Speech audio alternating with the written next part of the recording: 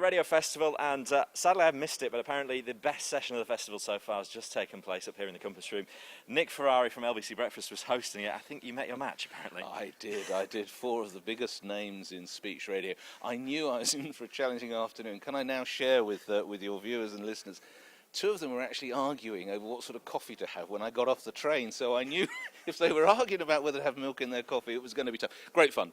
And seriously, I learned a lot. Yeah. Genuinely, yeah, I did. Yeah, so we're talking about the late night phone in the afternoon and why perhaps commercial radio doesn't take as many risks as it did in the past. Is that the general gist of it? Yeah, and how can they be encouraged so to do? And in no particular order, if you look at someone like Pete Price, this is a man who really owns Liverpool, the late night market, and what a fantastic practitioner of the art he is. And if I was running a radio station in Liverpool, my God, I'd want someone like Pete. He knows the city knows him. Same as James Whale, who's my colleague on LBC now. He's earned his late night spurs, and it was, why is it now that it would appear the generation of PDs and indeed proprietors and managers would rather put on Kasabian or Madonna than take a bit of a gamble with a Whale or somebody like, with James Whale or something like that? Not a Whale, that'd be a show, wouldn't it? Jon Gaunt obviously isn't on the air anymore. Do you think he was kind of pitching to try and be controversial and get himself back on the air? Well, you say that. I mean, Jon is going literally from here. He's not buying anyone a drink because he's on a plane to Dubai because he's got some work over there 5 days. So I think he's doing okay. Look, would he want to come back on the radio? You'd have to ask Jon. I didn't see it as a blatant pitch. I saw it as a guy who is clearly missing the buzz of being on the radio, which is very fortunate for the other guys on the panel.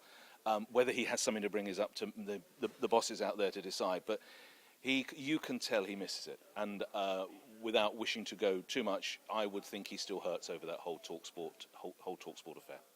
I mean, on a daily basis, you sometimes have some callers on who you might struggle to control a bit. You've got a dump button, you've got a fader you can pull down. I wish I'd thought of that, actually.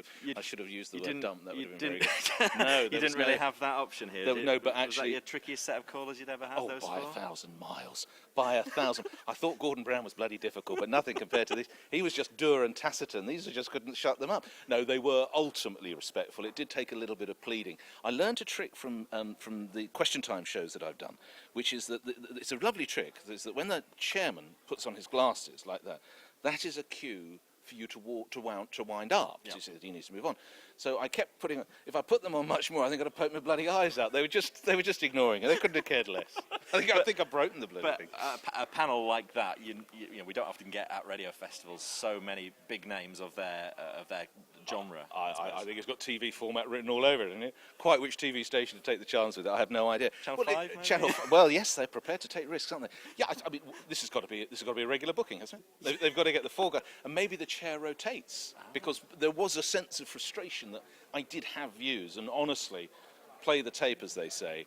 I didn't put any of my views, and it wasn't for me. I just moderated. So bring me back and get my views. And do you think it's a useful discussion to have at somewhere like the Radio Festival here in front of management and other peers? I've said before, seriously, on that panel, take me out of it, because I'm a relative new arrival compared to people like James Whale and Allan Beswick. You've got nearly 100 years of speech radio experience, and that's just James Whale. No, you've got if you can't learn something from that, then you're a pretty poor person. Yes, I learned heaps. I learned a lot. Thanks for talking to me. Not at all. Thank Cheers. you for having me. Take care. Thank you.